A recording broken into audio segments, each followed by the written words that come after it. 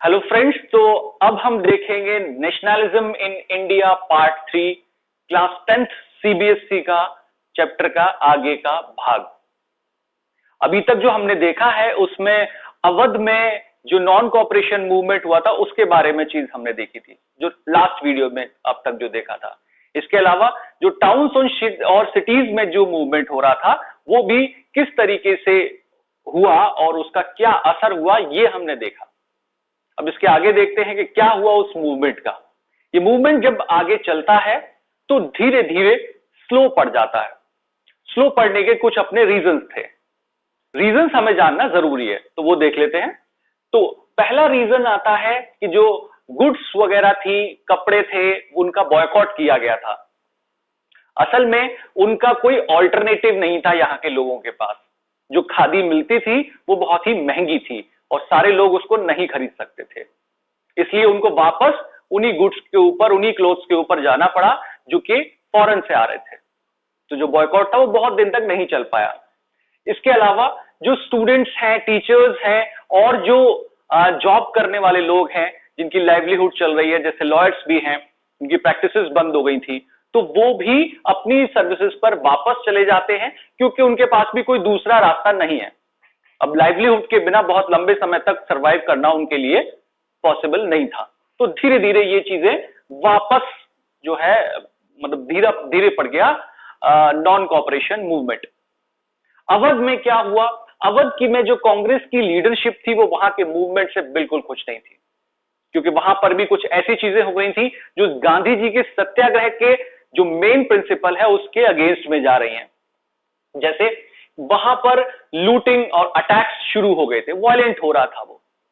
जो विलेजर्स हैं उन्होंने बाजारों को लूटना शुरू कर दिया, अटैक शुरू कर दिया जमींदार वगैरह के ऊपर। इसके अलावा जो वहां के गोडाउन्स होते थे उन पर कब्जा करना और उनको लूटना, वो सब चीजें वहां शुरू हो गई थी। इसके अलावा यहां पर हम ये देख रहे हैं वहां के जो लोकल लीडर्स थे ये मिसलीड भी कर रहे थे वहां के जो फार्मर्स वगैरह थे उनको। जैसे लोकल लीडर्स महात्मा गांधी का नाम लेकर बोलते हैं कि आपको टैक्स नहीं देना पड़ेगा अब, जो कि इस मूवमेंट चल रहा है इसमें, इसके बाद, और लैंड जो है फिर से रीडिस्ट्रीब्यूट होगी तो आप सबको लैंड भी मिल जाएगी, जबकि ऐसा कोई प्रॉमिस गांधी जी ने नहीं किया था। तो वो उनके अपने खुद के एस्पिरेशंस थे और सैंक्शंस वगैरह वो जो है वो गांधी जी के नाम से उनको लगा रहे थे। ये सारी चीजें जो कांग्रेस लीडरशिप है उसको पसंद नहीं आ रही थी। तो ये भी जो है ड्रॉबैक रह रहा है कि वो अपना जो है सपोर्ट इससे अब बहुत ज्यादा आगे तक नहीं चलाएंगे। देखते हैं इस मूवमेंट का और कहां कहां पर क्या चीज होती है। तो एक और इंसिडेंस है, दैट इज ऑफ 6 जनवरी 1921। ये यूनाइटेड प्रोविंसेस का है और ये रायबरेली का है। रायबरेली आपको पता है ईस्टर्न यूपी में एक पार्ट है, एक जगह है, और वहां पर कुछ फायरिंग हो गई थी और उस फायरिंग में कुछ लोग मारे जाते हैं, पुलिस की फायरिंग हो गई। नेहरू जी वहां जाना चाहते हैं और उनको वहां जाने से रोक दिया जाता है। तो नेहरू जी काफी उसमें नाराज हो गए, काफी उनको गुस्सा आ गया, अग्रेसिव हो गए थे वो। फिर उन्होंने वहां के लोगों को जब स्पीच दी तो फिर उन्होंने रियलाइज किया कि ये लोग मुझसे ज्यादा शांत हैं और मुझे भी, क्योंकि मैं एक ग्रेट लीडर को रिप्रेजेंट कर रहा हूं, तो मुझे बिल्कुल शांत होकर ही काम करना चाहिए और मुझे नॉन वायलेंट ही रहना चाहिए। तो इस तरीके से उनका एक सेल्फ रियलाइजेशन जैसा यहां पर एक मेंशन्ड है कि ये भी इस तरीके से चीजें भी हो रही थी। एक और इंसिडेंस आता है, ये 1928 का है, ये बाद की बात है। वो है बरदोली जो है सत्याग्रह, बरदोली सत्याग्रह।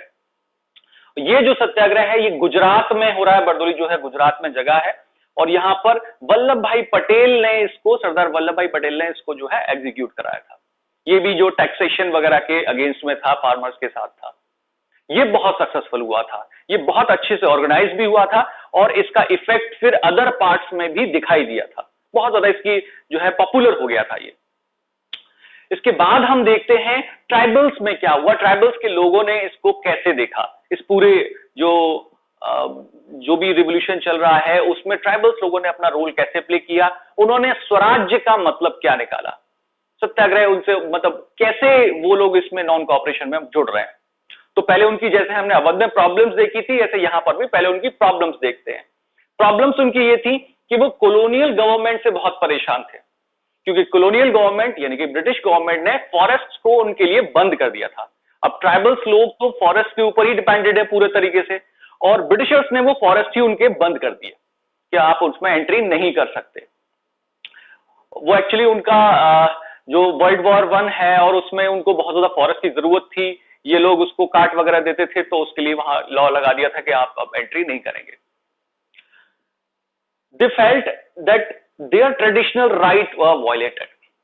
उनका जो है फॉरेस्ट के ऊपर पूरा ट्रेडिशनल राइट है और वो राइट उनसे छीना जा रहा है, उनको ऐसा लगता था, क्योंकि ट्राइबल्स लोगों का बहुत ज्यादा अटैचमेंट होता है और उनकी पूरी लाइवलीहुड और जो उनका फूड है वो भी जो है फॉरेस्ट से ही आता है। तो ये उनको जो है बिल्कुल भी पसंद नहीं आ रहा था कि जिस चीज पर पूरे तरीके से डिपेंडेड है वही चीज उनसे जो है उनसे छीनी जा रही है। इसके अलावा उनसे बेगार और कराया जाता था। बेगार हमने आपको बता दिया क्या होता है, कि इसकी जो सड़क वगैरह बनानी है जंगल में, इस सड़कों को जो है आप जो है काम कराइए और उसका आपको पैसा भी नहीं मिलेगा। तो ये और चीज थी जिससे वो जो है दुखी होते थे। अब इन चीजों के बाद वहां पर एक पर्सन होते हैं अलूरी सीताराम राजू। ये बहुत कमाल के व्यक्ति थे। इनके बारे में जानना बहुत इंटरेस्टिंग है कि ये अपने आप को क्लेम करते थे कि ये गॉड के इनकारनेशन है, गॉड का ही एक जो है बर्थ है इनका। ये गॉड ही है एक तरीके से। और इनके पास कुछ सुपर पावर्स हैं, सुपर नेचुरल पावर्स हैं। ये एस्ट्रोलॉजिकल प्रेडिक्शंस कर सकते हैं, भविष्य बता सकते हैं सही बिल्कुल। और ये किसी का भी उपचार भी कर सकते हैं, किसी को चोट लगी है या बीमार है तो उसका जो है ऐसे ही अपने इफेक्ट से उसका इलाज कर सकते हैं। इनको गोली लगने पर ये मरेंगे नहीं, इस तरीके की जो है इनकी जो है बातें प्रचलित थी। तो ये काफी हम समझ सकते हैं किस तरीके के व्यक्ति रहे हैं और किस तरीके से ट्राइबल लोग जो कि बहुत ज्यादा एजुकेटेड नहीं होते उनमें ये किस तरीके से फेमस थे। ये जो है गांधी जी को लेकिन बहुत पसंद करते थे, इंस्पायर्ड थे, और ये लोगों को भी बोलते थे कि आप खादी पहनिए और जो शराब वगैरह है उसको अब आप छोड़ दीजिए। जो गांधी जी की जो थ्योरीज थी या गांधी जी का कहना था वो ये भी लोगों से कहते थे कि आपको ये करना चाहिए। बहुत इंस्पायर्ड थे उनसे। लेकिन बस एक चीज थी जो कि गांधी जी की इनको पसंद नहीं थी, वो था कि जो फ्रीडम अगर हमें मिलेगी, इंडिया अगर फ्री होगा, हम फ्री होंगे ब्रिटिशर्स से, तो वो नॉन वायलेंस से होंगे। ये कहते थे कि हमें उसके लिए फोर्स तो यूज करना ही पड़ेगा, फोर्स यूज करना पड़ेगा। यहां थोड़ा सा उनमें डिफरेंस था, वैसे ये उनके बहुत बड़े फॉलोअर थे। तो वहां पर इसीलिए हम इसको जो है मिलिटेंट गुरिल्ला मूवमेंट भी कहते हैं ट्राइबल्स का, क्योंकि ये छुप कर वार करते थे, अटैक्स करते थे पुलिस वगैरह के ऊपर। तो वो क्योंकि इनके अपनी प्रॉब्लम्स थी और ये गांधी जी से भी इंस्पायर थे, और गांधी जी ने जब मूवमेंट कॉल किया तो इन्होंने ये अटैक्स वगैरह थोड़ा सा बढ़ा दिए थे। In 1924 he was captured and executed। ये 1924 में पकड़े जाते हैं, पकड़ लिया जाता है इनको और फिर मार दिया जाता है। इसके अलावा लेकिन वो मार तो दिए गए, लेकिन वो एक फोक हीरो बन जाते हैं वहां पे। फोक हीरो यानी कि वो वहां की जो लोग कहानियां सुनाने लगते हैं उनके बारे में, तो एक बहुत ग्लोरीफाइड हो जाते हैं कि एक हुआ करते थे, वो इतने अच्छे थे, इस तरीके से जो है उनको बहुत ही उनका महिमा मंडन एक तरीके से किया जाता है। तो वो बहुत फेमस हो जाते हैं, पॉपुलर हो जाते हैं, और ये हम देखते हैं कि ये चीजें हो रही हैं ट्राइबल्स में। वो भी वायलेंट तो हो ही गया यहां पर भी। फिर देखते हैं आगे स्वराज इन प्लांटेशन, ये भी एक डिफरेंट कहानी है पूरी।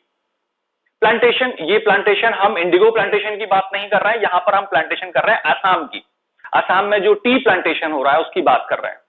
और टी प्लांटेशन वर्कर्स की अपनी प्रॉब्लम्स थी, ट्राइबल्स की अपनी थी, वहां की अपनी थी। उनकी प्रॉब्लम थी इनलैंड इमिग्रेशन एक्ट 1859 जो लगा हुआ था उनके ऊपर। इस एक्ट के जरिए से क्या था कि जो प्लांटेशन का पूरा एरिया है वहां से वो बाहर नहीं जा सकते, उसके अंदर ही वो घूम सकते हैं। बस बाहर जाएंगे तो उसके लिए उनको परमिशन लेनी पड़ेगी। वो अपने घर भी नहीं जा सकते थे, गांव भी नहीं जा सकते थे, तो उनको बहुत रिस्ट्रिक्टेड एरिया में ही रहना होता था और परमिशन उनको मिल नहीं पाती थी। तो इस वजह से वो अपने मूवमेंट को लेके, फ्री मूवमेंट से बहुत जो है चाहते थे कि उनका मूवमेंट हो जाए, और उसी से वो नाराज थे ब्रिटिशर्स से। और इन नॉन कोऑपरेशन मूवमेंट उनको ऐसा लगा कि जो है ऐसी इंफॉर्मेशन भी कुछ रूमर्स जैसा आया कि उनको जो है अब फ्री मूवमेंट हो जाएगा, गांधी जी आएंगे और जो है दोबारा से सबको उनके गांव में लैंड मिलेगी, जमीन उनके गांव में मिल जाएगी। तो फिर वो बहुत सारे थाउजेंड्स में जो है लोग इकट्ठा होते हैं और अपने गांव की तरफ, घरों की तरफ चल देते हैं, जो इनका लॉ है उसको ब्रेक कर देते हैं और वो चल दिए। अब इनकी किस्मत थी या जो भी था, जिस वक्त ये चलते हैं उस वक्त रेलवे की स्ट्राइक होती है और उस स्ट्राइक की वजह से ये रेलवे स्टेशन पर ही फंस जाते हैं। इनको वापस पकड़ लिया जाता है और बहुत ज्यादा मारा पीटा जाता है। तो ये जो है इनकी प्रॉब्लम्स थी इस तरीके से। अब हम आगे देख रहे हैं इसी चीज को कि डिफरेंस इन विजन हम इसमें से आइडेंटिफाई कर पा रहे हैं कि कैसे जो सत्याग्रह है, जो स्वराज्य के लिए डिमांड है और जो नॉन कोऑपरेशन मूवमेंट है, इसको लोग सारे अलग अलग तरीके से देख रहे हैं और अलग अलग तरीके से उसका मीनिंग ड्रॉ कर रहे हैं अपने लिए। लेकिन इसमें कुछ चीज थी जो कॉमन थी, वो थी इन सबके इमोशंस एक जैसे हो रहे थे। जब वो अपने यहां पर गांधी जी की जय बोलते थे या आजादी के नारे लगाते थे, वो कहीं ना कहीं इमोशनली सारे ही लोग एक साथ, एक स्पिरिट के साथ जुड़ भी रहे थे। तो ऐसा नहीं कि ये हर तरीके से हर जगह फेल ही हो गया, इसने एक यूनिटी, एक नेशनलिज्म की फीलिंग अंदर लोगों के स्टार्ट कर दी थी यहां पर। और अगर देखें हम तो डिफरेंस इन विजन हम यहां पे बात करेंगे आगे जो है कांग्रेस के अंदर भी, कि कांग्रेस में भी जो सारे लोग थे वो भी इसको थोड़ा सा अलग अलग तरीके से आगे इसको मैं अपना ओपिनियन रखेंगे।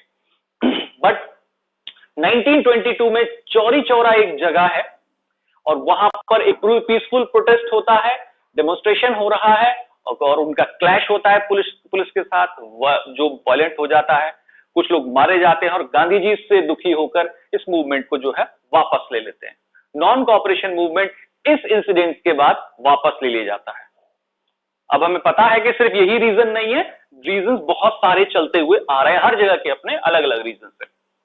मगर जो फाइनल जो टर्निंग पॉइंट रहा वो ये इंसिडेंस होता है कि इसके बाद जो है वो कॉल्ड ऑफ हुआ, वो जो मूवमेंट था उसको कॉल्ड ऑफ कर लिया गया।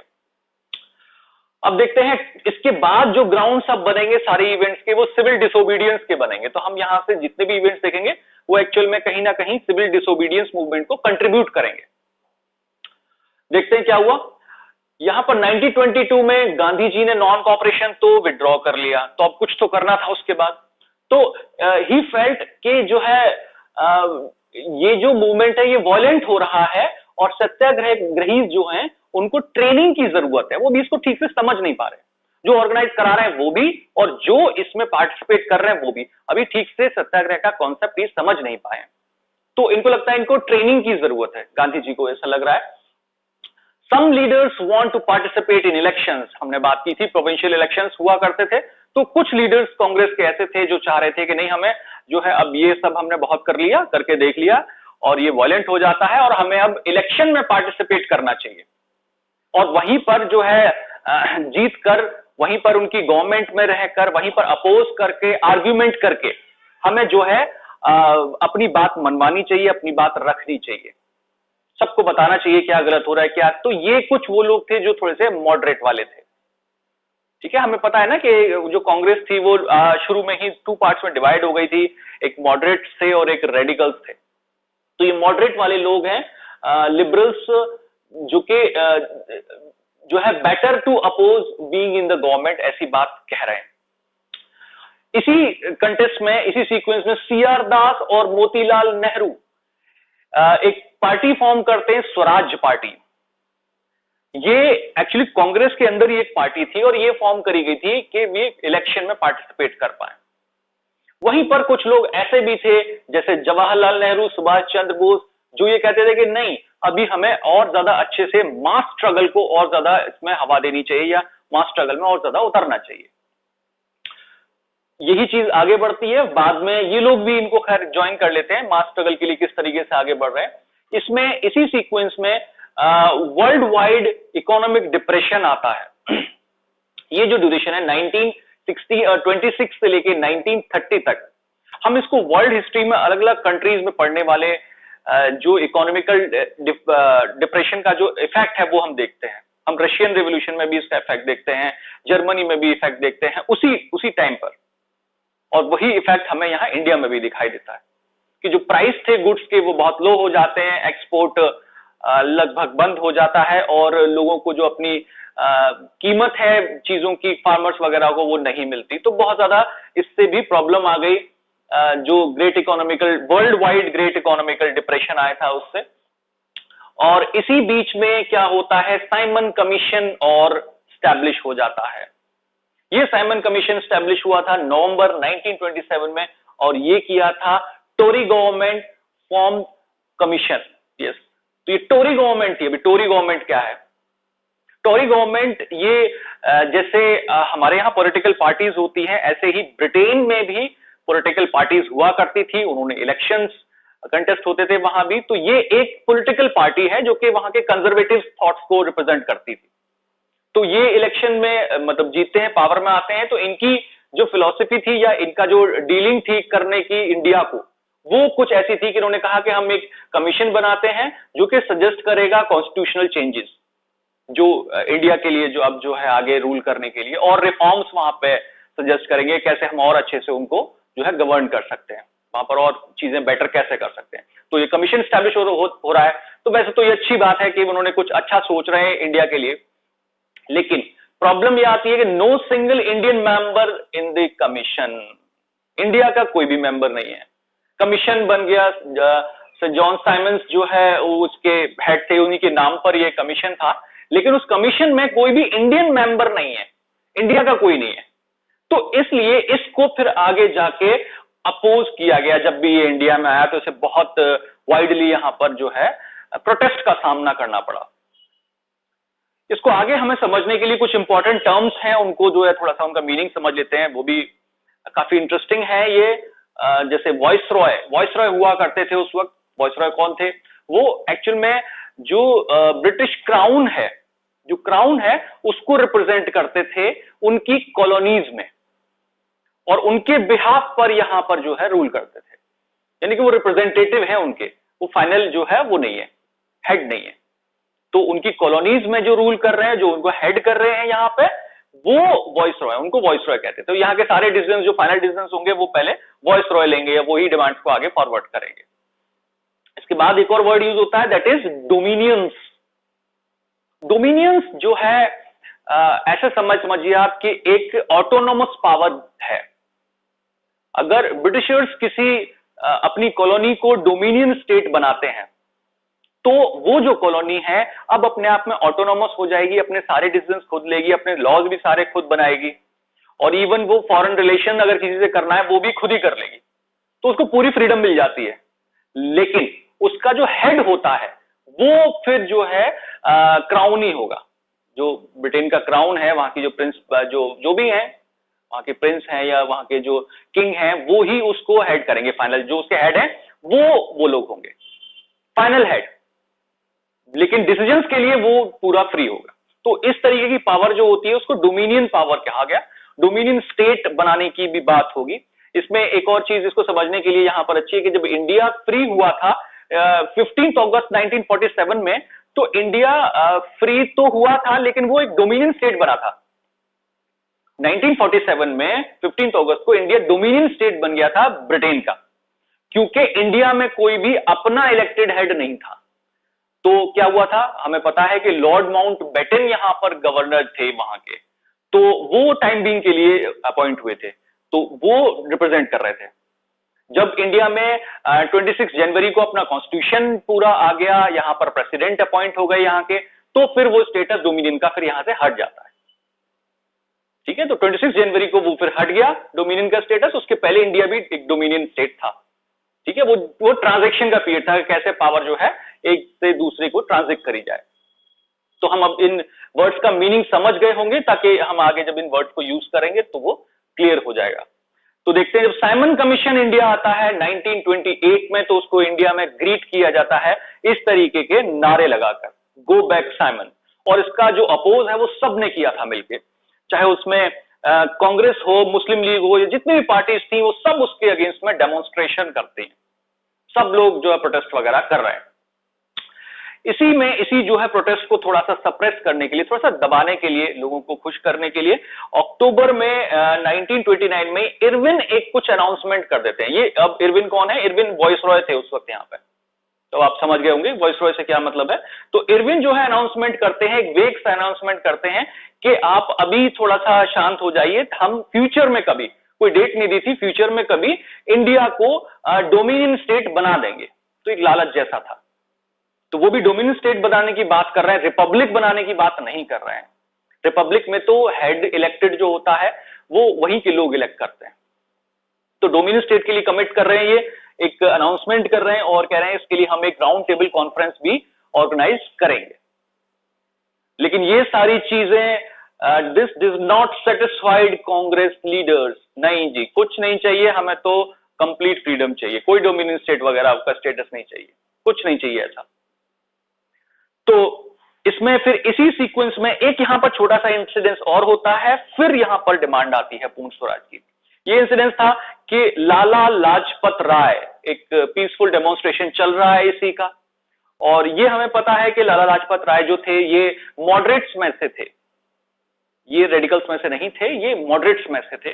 तो इनको जो है असॉल्ट कर देती है पुलिस, इनके ऊपर अटैक कर देती है उस पीसफुल डेमोन्स्ट्रेशन में, और उस अटैक में इनको कुछ इस तरीके की चोटें आ जाती हैं कि उन चोटों की वजह से आगे इनकी डेथ हो जाती है। तो इस इंसिडेंस ने भी काफी लोगों को जो है इस कमीशन और ये सब इनके अगेंस्ट में बहुत ज्यादा लोगों को गुस्से से भर दिया था उस वक्त।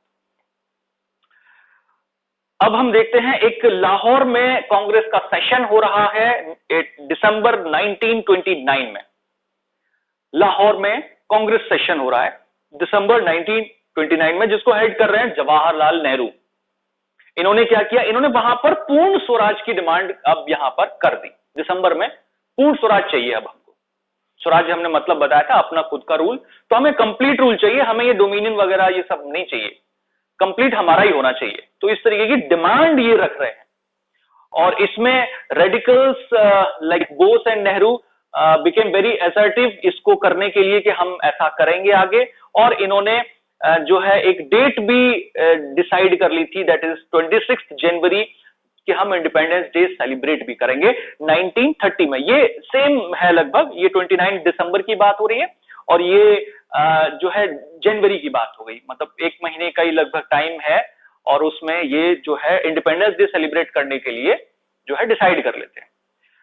Moderates and liberals gradually loses support. अब इसमें हमने देखा था यहाँ पे दो पार्ट्स में डिवाइड हो गए थे, जो मॉडरेट्स थे उनका दूसरा मानना था, लेकिन उनकी जो है सपोर्ट कम हो जाती है, और सारे लोग इनको जो है डिसाइड कर लेते हैं कि हाँ अब हम इंडिपेंडेंस डे अपना सेलिब्रेट करेंगे यहां से, यानी उसके लिए कुछ ओथ लेंगे, कसम खाएंगे कि अब यहां से हम इंडिपेंडेंस को डिमांड करेंगे, कंप्लीट इंडिपेंडेंस।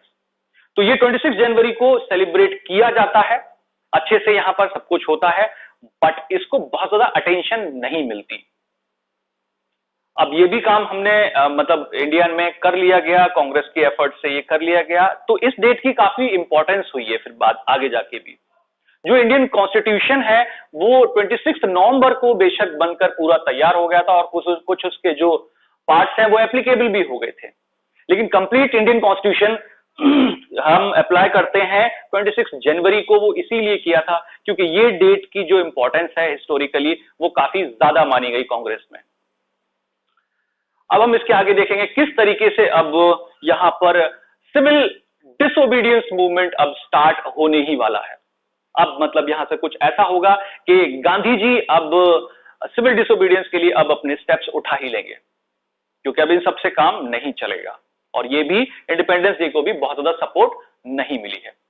तो आप वेट करिए, अब हम इसके आगे की कहानी को नेक्स्ट वीडियो में कंटिन्यू करेंगे, और जब तक आप इस वीडियो को भी मैक्सिमम स्टूडेंट्स के साथ, ज्यादातर स्टूडेंट्स के साथ आप जो है इसको शेयर कर लीजिए ताकि उनको भी इसका बेनिफिट मिल जाए। Thank you for watching this video. Thank you very much.